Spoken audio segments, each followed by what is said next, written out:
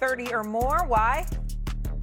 Well, he just came off a 45-point performance protecting his house, and Cade is one of those guys that I trust. Is going to carry on to tonight. On the road, he's going to be aggressive. 30, he's going to get that in his sleep. He's not going to miss those free throws that he did in Game 5. He has found his rhythm. He's a student of the game. Watch his film. He's going to dissect the Orlando Magic. He's going to have over 30, and they're going to win this game heading back to Detroit for a Game 7.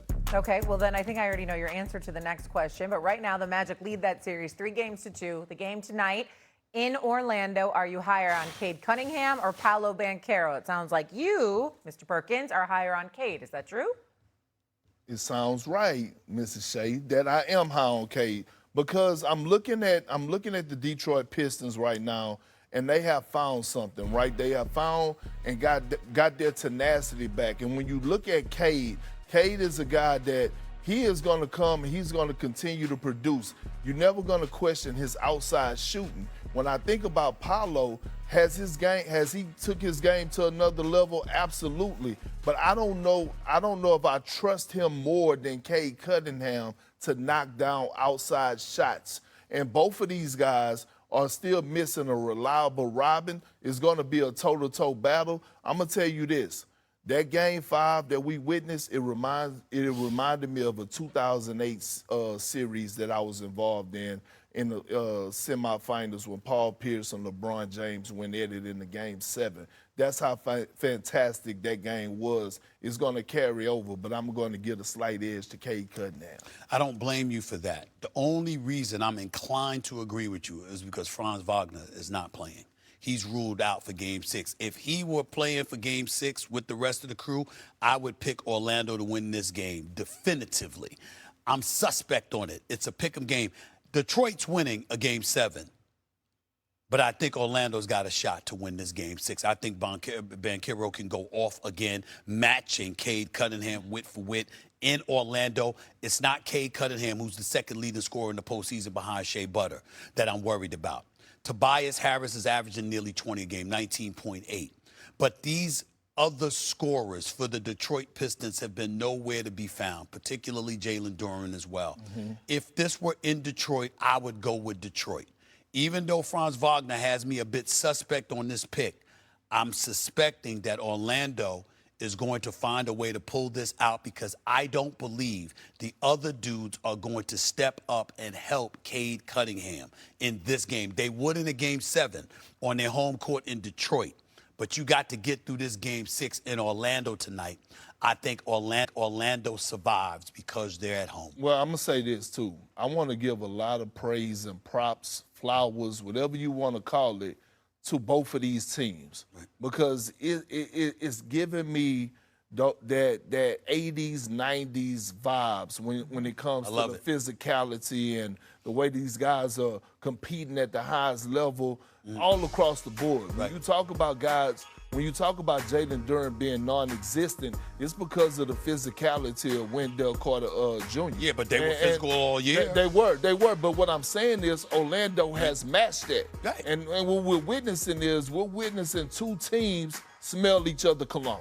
Okay. It's in Miyake or Bond number 9, but they in each other's face, in each other's grill, and this is what we've been missing. But when you are physical all year and your physicality is matched, the way to interpret that is that maybe you ain't as physical as we thought you were. Not just about Orlando being physical. We can look at it two ways. In the end, what it comes down to is this. J.B. Bickerstaff was my coach of the year. And let me tell you something right now. I don't blame him for anything that's happened. Mosley, who was on a hot seat, ain't no hot seat now. That man has done a hell of a job in this series, particularly with his adjustments. And Banchero has shown himself to be a star like we thought he was, no doubt about it, all right? My issue is with Detroit management. Beasley being gone might not be your fault, but Tim Hardaway Jr.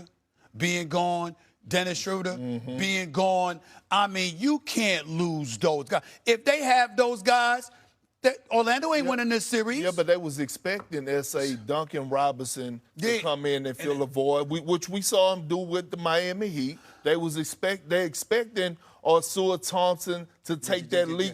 And you got to remember, but Duncan Robinson, you know, shooting the ball in South Beach is a little bit different than shooting it in Day 12. And I get that, but think about this.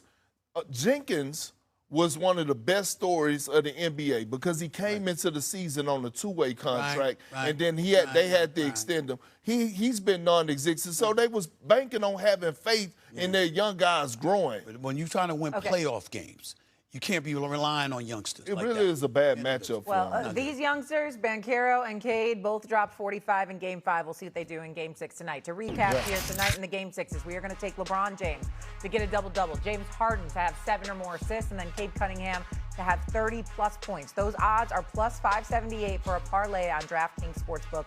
DraftKings First Call Parlay. We've got 3 picks, all for tonight's 3 Game 6s. I'm going to go with LeBron James to get a double-double tonight. He already has 2 in this 5-game series. He also has 5 in his last 10 postseason games. The truth of the matter is, they need him. They need him to show up tonight if they want to close out this series. Whether it goes 6 games, it goes 7 games, they need LBJ to be that primary scorer and to do it on both ends of the floor. I don't care if it's assists, rebounds, points. Find a way to get a double-double, alleviate some of the pressure off of Austin Reeves, who's just coming back. Okay, Stephen A., you have James Harden to get 7 or more assists. Why? I liked his aggression last game. I think he's heard all the noise about him in Game 6s and 7s. And I think that he knows he has to do something. It ain't all about scoring, particularly with Donovan Mitchell as his backcourt mate. But he's got to make his contribution. He's got to be active. And I think this is the perfect way for him to do it as an assist guy. And I think he will in this game. Perk, you got Cade Cunningham. Kevin Durant will not be available for tomorrow's Game 6 between the Rockets and Lakers. Houston came up with a 99-93 win last night to keep the series alive. Durant, look, he's only played in 1 game, missing with the knee injury, in the last 3 with the sprained ankle. Nonetheless, they are still around in the postseason. They'll do so without KD as we welcome 3-time NBA champ Danny Green. All right, Danny, no KD, no problem last night for 2 games in Houston, for Houston. What stands out about how the Rockets are winning without him?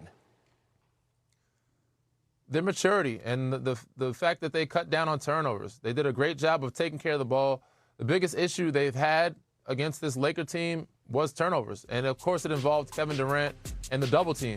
Last night, Sengun, I know he didn't score a bunch, but he had a great floor game, had 9 assists, found guys, made the simple play in double teams. I know he had a few turnovers, but they only had 10 for the game, which was a huge plus, and the Lakers had 15. So not only did they cut down on turnovers, they turned them over, which allowed them to get out and running and use their youth and athleticism to get some easy baskets. So if they can continue to do that, they have a really good chance to turn this whole series around. Wait, when you look at it, you're down 3-0, you just start building confidence, win in and win out. Jabari Smith Jr., he summed it up quite perfectly about avoiding the elimination 2 straight games. It's like, quote, we grew up, and they have, because and LeBron was playing so good, and now they've got almost their backs against the wall, because since the Lakers' last title in 2020, they've struggled in series clinching games. They went 4-1 in these games in the bubble, but have gone 2-4 since. They've scored almost 10 points per game less than they did in 2020. Danny, you were with LeBron during that 2020 bubble run. You know very well what he is capable of doing in those situations. So what's it going to take for him to get – I mean, J.J. Redick said the other day, we have to kill them, and they haven't been able to do it. How do they close them out? Well, it's going to take LeBron kind of overcoming fatigue. And this is something he's done time and time again. He's kind of been beaten up on father time. He's going to have to do it one more time again. You know, that overtime game, playing 45 minutes really did him in. You could tell in Game 4 he didn't have his legs. And even last night, he was 0 for 6 from 3. He leads the league in transition baskets. And I haven't seen him out in transition as much the last 2 or 3 games. Not as many dunks, even though he's 41. With high expectations, high standards for this guy.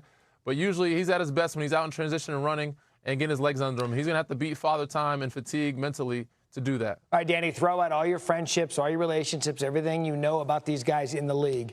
This is the question. Will there be a Game 7? I don't think so. Oh. I think the Lakers get it done. LeBron James knows what's at stake here. So does J.J. Redick. He's going to have them ready.